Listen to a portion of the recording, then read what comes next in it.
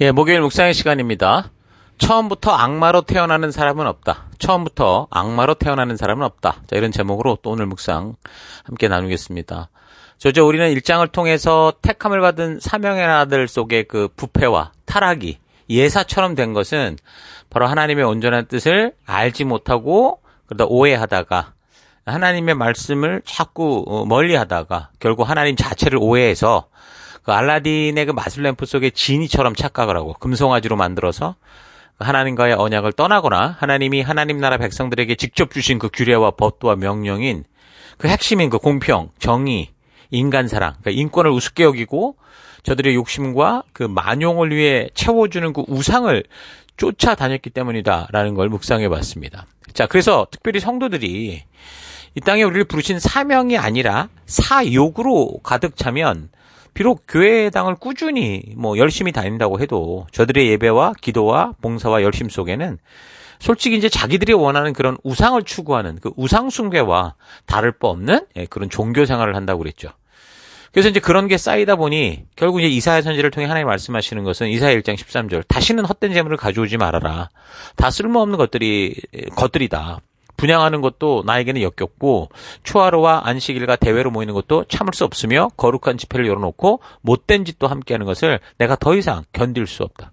그러니까 하나님께서 선지자들을 보내셔서 말씀하는 대상은 누굽니까? 이 세상에서 하나님을 아예 모르는 그런 이방인이 아니고요. 값없이 구원을 받아 하나님의 부르심 앞에 사명 앞에 초대된 언약 백성들이죠. 그러니까 하나님이 보낸 모든 선지자들은 니느웨로 보냄을 받았던 요나나 또 나훔이나 그리고 에돔을 향해 외쳤던 오바댜 같은 선지자를 제외하면 성경에 나오는 이름 모를 선지자들까지 대부분 다 하나님과 언약을 맺은 택한 맺은 백성들에게 보내졌어요. 그래서 미가 또한 그래서 남유다 왕국과 그 시대의 언약 백성들에게 보냄을 받은 거고, 그리고 그 백성들에게 이제 외치고 있는 거죠. 그래서 결국 모든 선지자들의 메시지는 하나님과 맺은 언약 백성이요 하나님 나라 백성으로 살아가야 되는 그 사명을 잊어버린 것에 대한, 그 사명을 외면하는 것에 대한 것이다라는 이 큰 주제를 잊지 말고 여러분들이 살펴나가면 오늘을 살아가는 새 언약된 백성, 성도인 우리가 그렇잖아요. 우리 각자의 현실을 우리가 더 온전하게 이 말씀과 연결돼서 분별할 수 있게 될 겁니다.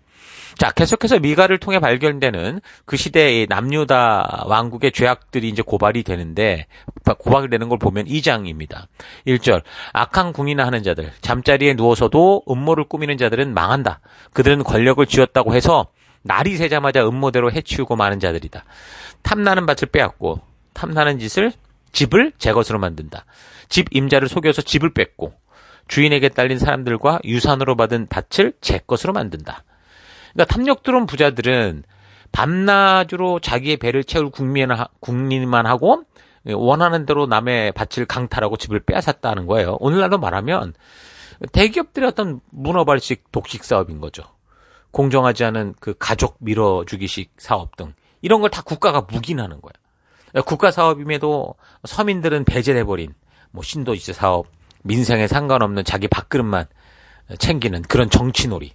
그러니까 사람들이 그 순진하게 영끌해서 모아서 얻은 이 전세금을 사기치고 그래서 열심히 정직하게 살아왔던 사람들이 막 자살로 내몰리는 그런 시대 풍토를 얘기하는 거죠. 그러니까 오늘 우리 사회를 보면 바로 이제 이런 모습이 보인단 말이죠. 이미 미가 시대, 그러니까 남유다 아스왕 시대의 그 분위기와 거의 똑같기 때문에 현재 우리 시대 속에 벌어지고 있는 이 노골적인 불평등, 불공정, 인권 유린 등의 이런 모습을 보면 그 시대 부자들이 어떤 삶을 살았는지를 우리가 분명히 알게 되는 겁니다. 그러니까 미가는 5절까지 그래서 이 탐욕을 가진 그런 자들의 죄악을 고발을 합니다. 그렇게 하나님이 주신 것으로 자기 배만 배불리는 사람들에게는 하나님의 유산이 없을 것을 분명하게 알게 하죠. 그리고 6절, 그들의 예언자들이 말한다. 너희는 우리에게 예언하지 말아라. 이 모든 재앙을 두고 예언하지 말아라. 하나님이 우리를 망신시킬 리가 없다. 그러니까 현대 성경으로 2장 6절을 다시 읽으면 설교하지 말아라. 이렇게 그들은 나에게 설교한다. 이들에 대하여 설교해서는 안 된다. 그런 비난은 우리들에게 해당되지 않는다. 그러니까 6절부터는 그 시대를 고발하는 미가의 예언을 가지고 하나님의 심각한 그 진실, 하나님이 전하는 그 심각한 현실을 말하는 말씀에 대해서 반론을 제기하는, 거짓 예언자들의 현장을 보여주죠. 거짓 예언자들은 하나님의 뭐 성품이나 하나님의 축복의 약속을 근거로 볼 때 지금 네가 외치는 건 틀렸다라는 거예요. 도대체 야곱의 집이 저주를 받는단 말이냐? 도대체 여호와께서 성급해 주셨단 말이냐? 여호와께서 하시는 일들이 그따위라는 말이냐? 2장 7절. 이런 식으로 그러니까 미가가 전하는 진실한 예언을 말씀을 가지고 자기들이 마치 모욕받는 것처럼 오히려 공격적이 되는 거죠.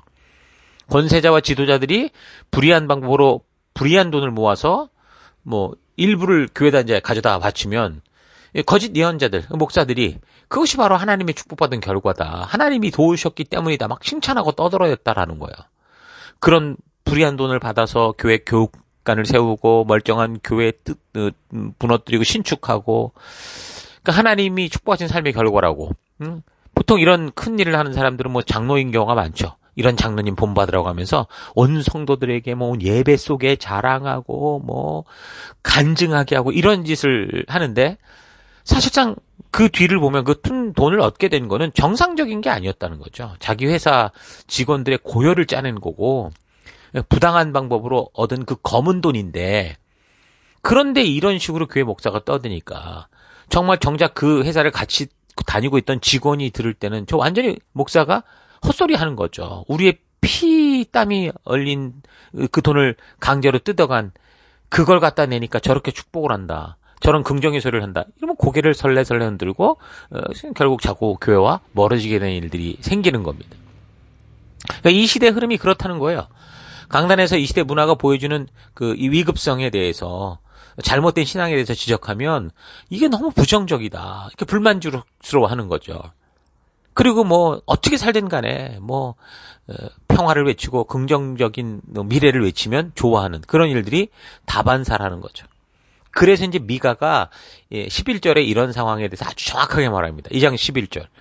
만약 어떤 사람이 바람을 몰고 갑자기 나타나서 허풍 떨면서 기만하기를 제가 여러분에게 포도주와 독주에 대해 설교하겠습니다 하고 말하면 그런 성직자가 이 백성에게는 인기 좋은 설교자가 될 것이다. 이렇게 말합니다. 이게 2장 11절의 말씀이에요. 그러니까 하나님의 뜻을 전하는 바른 소리가 아니라 사람들의 감정과 입맛에 맞는 설교를 하는 그런 사람이 인기 있는 설교자가 된다라는 거죠. 그러니까 자신들이 욕심대로 사는 이중적인 삶을 묵인해주고 하나님이 정작 우리를 부르신 것에 가지 못하는 심각한 문제는 덮어두고 오늘 우리가 잘 살고 잘 먹는 것에 대해서 축복해주고 위로해주기를 바라는 거예요. 여러분 이번에 뉴스를 보셨겠지만 그 교황이 동성 커플 축복을 뭐 공식 승인했다라고 하는데 도대체 여기는 왜 그럴까요? 마리아가 신이 돼버리고 이거 왜 이러는 걸까요? 왜 그러냐면 저들의 뿌리가 이미 성경보다 교황을 더 우위에 두고 있기 때문에 그렇습니다. 그래서 종교개혁이 일어났는데도 불구하고 여전히 저 존재는 남아서 그런 짓을 하고 있어요. 하나님을 자기가 기대하는 그런 신으로 만들어버리고 자기들이 그 원하는 대로 움직이는 존재로 만들었기 때문에 이런 일들이 뭐 불쑥불쑥 튀어나오는 겁니다. 하나님의 뜻대로 살아가야 된다는 이 진리가 선포될 때 싫어하는 거예요. 선포했다가도 분명히 성경이 그렇게 말하니 이건 아니라고 분명히 그 교황도 얘기를 했었었는데 그런데 대중이 원하지 않는 거예요. 다 싫어하는 거예요. 멀어지는 거예요. 그러니까 금세 마음을 바꾸는 거죠.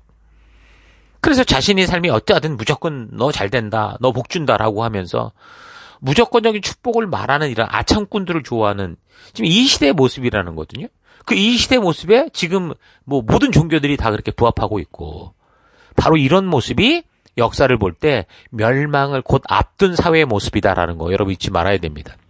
그래서 우리도 우리 자신이 느끼지도 못하는 상태에서 어느샌가 이런 시대의 풍속을 따라 말씀을 골라서 맛있는 것만 먹으려고 편식을 하는 이런 태도를 떠나서 창조로부터 이 말세의 역사를 적은 이 성경과 역사를 통해 다른 하나님의 뜻을 우리가 깨닫고 분별해서 우리가 처한 어떤 시대 어떤 환경 속에서도 그러니까 하나님께 부름받은 거룩한 제사장 나라요 그 나라 백성다운 삶을 살아가고자 우리가 의지적으로 결단하고 나아가야 됩니다. 결심을 하고 그렇게 하려고 하지 않으면 우리는 그저 세상이 흘러가는 대로 그 흐름에 따라 같이 휩쓸릴 수밖에 없어요. 표류할 수밖에 없는 거죠. 그래서 하나님의 말씀이 다 맛도 없고 쓰고 뭐 삼키기 힘든 보약 같은 그런 맛은 아니거든요. 그러니까 하나님의 이 사랑과 의도를 아는 사람들에게는 이게 정말 꿀송이 같다. 그렇게 말할 정도인데. 근데 분명한 건 이 시대 모두가 본능과 욕심을 따라 살고자 하는 시대 분위기에서는 그 하나님 말씀을 듣고 따라가는 것이 결코 만만치 않고 부담이 되는 건 뭐 확실하겠죠. 그래서 우리가 정말 날마다 하나님과 맺은 이 언약을 따라 살고자 하는 그런 결단이 있어야 된다는 거예요. 우리가 아침에 눈을 뜨자마자 우리가 하나님 앞에 서서 하나님과 이루었던 그 약속들을 우리가 기억하고 그러고 이 험한 풍토 속으로 어둠 속으로 들어가서 빛을 밝히는 그런 삶을 살려고 해야지. 그렇지 않으면 우리도 모르는 사이에 그냥 우리도 인간이다 보니 세상의 흐름과 이런 종교적 이 편리를 따라 그렇게 휩쓸릴 수밖에 없다라는 거죠. 예수님 시대에 그 예수님께서 사역을 시작하시면서 가장 먼저 하셨던 게 뭡니까? 그렇게 대사를 따라 흘러가는 성전, 그 성전을 정결케 하시는 일을 하셨잖아요. 그 당시 대제사장을 비롯한 성직자들이 하나님의 말씀대로 바르게 순종하도록 하는 바른 길을 가르치지 않고 자꾸 편리하고 쉽고 빠르게 하나님과 맺은 언약을 치를 수 있도록 하는, 그러니까 한마디로 하나님의 뜻대로가 아니라 사람의 요구에 따르는 그런 일을 행했기 때문입니다. 하나님의 율법 안에 모든 언약 백성들은 반드시 1년에 3차례 예루살렘을 방문할 수 있도록 분명히 성경의 법도는 이야기를 하고 있었어요. 신명기 16장 16절을 보면 모든 이스라엘의 남자들은 1년에 3번씩 여호와께서 성소로 지정하실 곳으로 가서 여호와의 얼굴을 뵈야 된다. 분명히 말했단 말입니다. 그래서 6월절, 7.7절, 초막절 이때는 꼭 이 성전으로 모이도록 했었던 겁니다. 그래서 이제 이 법도를 어쨌든 종교적으로라도 모든 백성들이 준수하려고 했고 그렇게 지키고 있었죠. 근데 이제 예루살렘에서 먼 곳에서 사는 그런 사람들 같은 경우는 빈손으로 가지 않으려면 자기가 기르는 동물들을 집에서부터 이제 함께 가지고 가야 되는데 아무리 좋은 걸 가지고 떠난다고 해도 그 여행 여정이 너무 힘들고 어려우니까 그런 동물을 가지고 성전에 도착할 때쯤 되면 하나님 앞에 드릴 수 있는 좋은 상태가 아니라 다 상하고 닫혀 있는 거죠. 그래서 예수님 당시 성전의 환전소나 짐승을 파는 거는 그런 백성들을 위해서 만든 사실 좋은 의도의 제도였습니다. 희생제사라고 하는 본질적인 것을 돕기 위해 흠없는 어떤 그런 제물을 드릴 수 있도록 만든 좋은 제도였어요. 그러나 원래 예루살렘 성전은 신성한 곳으로, 그래서 이제 이 같은 장사 터전으로는 허용될 수 없기 때문에 좀 떨어진 감난산 주변에, 그러니까 예루살렘으로부터 먼 곳에서 올라온 순례자들을 위한 그런 환전이나 제물로 바칠 짐승들을 매매하기 위해 이제 그런 시장이 이제 몇 군데 있었다라는 거예요. 그리고 이거는 제사와 관련이 있기 때문에 보편적으로 이제 사내들인 공회에서 이제 종교적으로 관할을 했던 거죠. 그러니까 좋은 의도였다고 볼 수 있는데, 근데 의외로 이런 식으로 이 이익이 얻어지는 게 꽤 많았던 거죠. 뭐 예루살렘 주변에 다 몰려 살 수 없으니까 전부 외곽에서 오는 사람들 훨씬 많았을 거 아니에요. 그러니까 이제 이런 이익의 탐심을 품게 된 그 대제사장과 성전의 종교 지도자들이 진정으로 예배를 바르게 세워가야 하는 그 의도, 그 목적을 이제 잊어버린 거죠. 편리와 많은 수입에 이제 마음이 꽂혀서 그걸 이제 점점점 편리를 좀 편리하게 하는 게 좀 좋지 않냐. 그래서 성전뜰 안으로까지 그런 시장을 열 수 있도록 허락해 주면서 이제 막 성전 안에서 그런 매매가 막 이루어지는 일들이 벌어진 거예요. 그러면서 이권을 챙기고 이익을 챙겼던 거죠. 자, 그러니까 성직자들이 사람들의 이런 편리한 방법을 이렇게 자꾸 추구하는 그런 요구에 맞춰서 바르고 온전하게 예배를 드리게 해야 되는 진정한 목적까지 상실해버리면서 하나님의 뜻대로 세워가는 공동체가 아니라 이제는 사람들이 종교적으로 이거를 치르기 위해 편리를 제공하는 그런 변질된 종교 집단이 되고 말았다라는 거예요. 그래서 예수님께서 그 채찍을 들고 다 쫓아내셨던 거죠. 그런 의미라는 겁니다. 자, 하나님 나라의 백성된 우리 모두가 진정으로 하나님의 뜻대로 서고자 하는 이런 그래서 굳은 결단을 하지 않으면 날마다 우리가 눈을 뜨고 말씀을 되새기고 반복해서 하나님의 마음을 우리가 기억하고 그렇게 살려고 결단하지 않으면 우리도 모르는 사이에 이 세상 편리와 또 종교적인 이 허례허식을 추구하며 살 수밖에 없게 되는 거예요. 일부러 이렇게 부패한 삶을 살려고 결단하지 않아도 하나님 말씀의 가치와 그 세계관을 따라 바르게 서고자 결단하고 불편함에도 불구하고 내가 좁은 문으로 들어가고자 하고 그렇게 하려고 하지 않으면 우리는 저절로 부패한 삶이 되고 마는 거예요. 그런 부패한 삶의 결과는 예수님께서 그 성전을 다 뒤집어 엎으시는 것과 같이 하나님의 너무도 분명한 심판이 임하게 되는 거죠. 귀에 듣기 좋은 말, 마음을 편하게 해주는 그런 말이 아니라 그래서 진정으로 하나님의 뜻을 전하는 말, 하나님의 진실한 의도를 알게 하는 이 말씀에 그래서 우리가 굳이 귀 기울이려고 하는 그런 삶, 그게 거룩한 삶인 거죠. 그런 길로 나아가야 됩니다. 사람들은 늘 변하고 뒤돌아서고 배반하고 변질되지만 하나님은 언제나 영원토록 신실하시고 변함이 없으세요. 한번 약속하신 것을 이랬다 저랬다 하는 분이 아니라고요. 그래서 모든 언약 백성들이 배신하고 돌아서도 하나님은 여전히 신실하시기 때문에 항상 그 약속과 언약의 자리에 서서 그 길을 이루어 가시고 그 안으로 우리가 오기를 기다리시죠. 그 약속과 언약을 잊지 않고 살아가는 백성들이 있다면 하나님은 언제나 약속대로 그들을 책임져 주시고 그들과 함께 나아가는 그런 하나님이 되어 주시는 거예요. 그렇게 하나님의 역사가 이루어져 가는 거예요. 세상의 역사는 마치 사람들에 의해서 그래서 좌지우지 되는 것 같아도 사실은 그렇게 돼도 진정한 이 역사가 이어지고 남는 것은 하나님의 역사밖에 없는 거예요. 그래서 하나님이 그런 길을 너희가 다 가도 나는 변치 않는다는 그런 말씀을 곳곳에서 하시죠. 여기 2장 12절 같은 경우도 야곱아 내가 반드시 너희를 다시 다 모으겠다. 남아있는 이스라엘 백성들을 모으겠다. 남아있는 그 족속이 누굴까요? 바로 그거예요. 이 세상이 어떤 그 유행과 어떤 흐름을 따라 가도 하나님과의 약속을 따라 걷고 있는 그 백성을 말하는 거죠. 그들을 모으겠다라는 거예요. 그들을 인도하실 거라는 거죠. 그들을 지키시겠다라는 거죠. 그래서 여기 2장 12절 13절은 이미 언약된 나라들이 망한 후의 시점에서 이게 지금 말이 되는 걸로 보아서는 현대 성경에서는 그 주석 부분으로 이렇게 달았어요. 이 구절은 페르시아 시대 초기에 선포된 것이 후대에 추가된 부분일 거다라고 얘기를 합니다.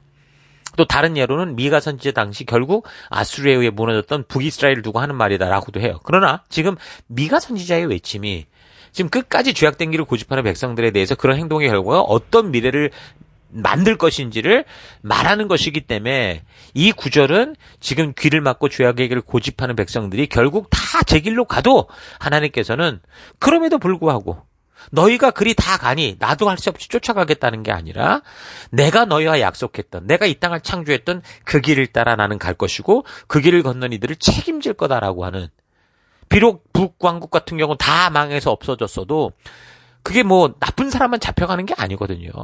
사회 분위기가 그렇게 한 51%, 55% 해가지고 다 무너져도 45%가 똑바로 살아도 결국 다 무너지는 거예요.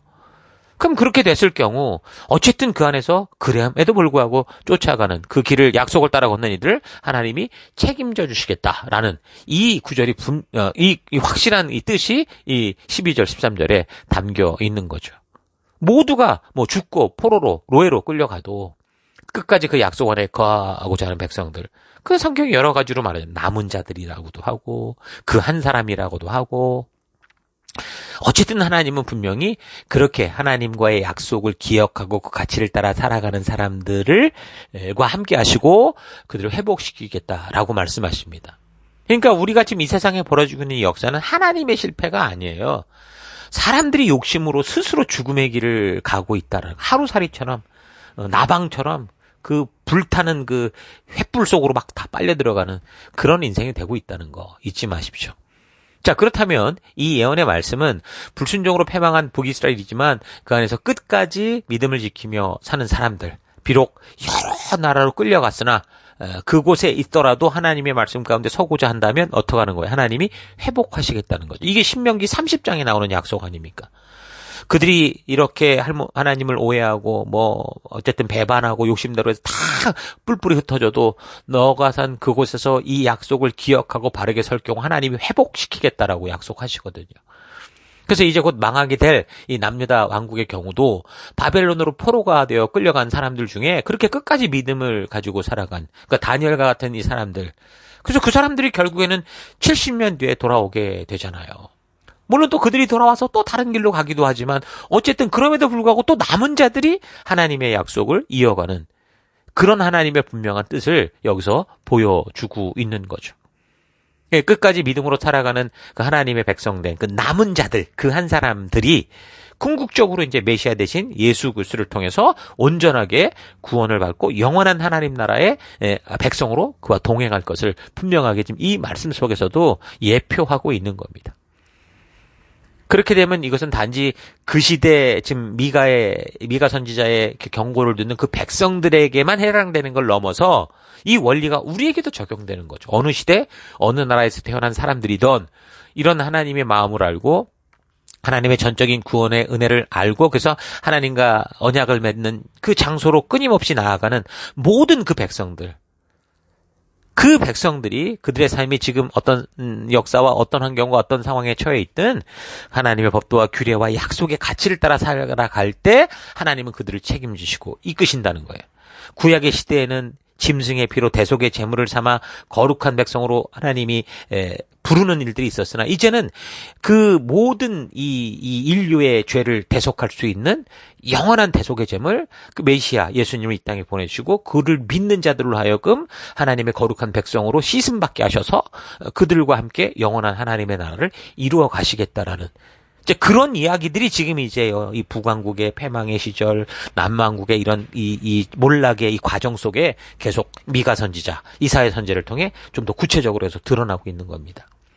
하나님 나라 백성으로 살아간다는 게 뭡니까? 여러분 한 국가가 형성되려면 필요한 게 있죠. 국민, 영토, 주권이 있어야 이제 한 국가가 형성되는 거 아닙니까? 이걸 하나님 나라에 적용해 보면 그러면 하나님 나라의 국민은 누굴까요? 그 언약을 끝까지 믿고 믿음으로 동참하는 자들을 말하는 거예요. 주권은 뭐예요? 하나님의 뜻을 사람 스스로 결정할 수 있는 그런 자유의지를 우리에게 주셨잖아요. 그러니까 그런 스스로의 선택권을 가진 하나님의 말씀을 깨닫고 그것을 내 스스로 결정할 수 있는 그런 힘을 말하는 거겠죠. 영토는 뭡니까? 한 국가의 주권이 미치는 범위를 말하니까 어떤 물리적 땅의 개념을 넘어서는 거예요.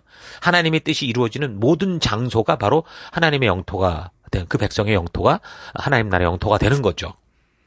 그래서 하나님 나라의 백성으로 살아간다라는 것은 하나님이 주신 자유의지를 가지고 개인의 주권을 온전하게 인정받으면서 스스로 하나님이 직접 주신 그 하나님 나라의 백성으로서 살아가는 법도와 규례와 명령의 가치를 따라 자발적으로 그 영적인 주권을 가지고 순종하며 살아가는 것. 그게 하나님 나라의 백성이라는 거예요.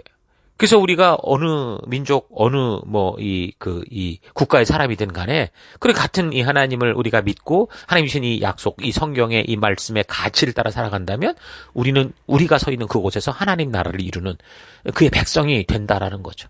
그래서 여러분이 있는 곳이 교회고 여러분이 있는 곳이 하나님 나라가 되는 겁니다.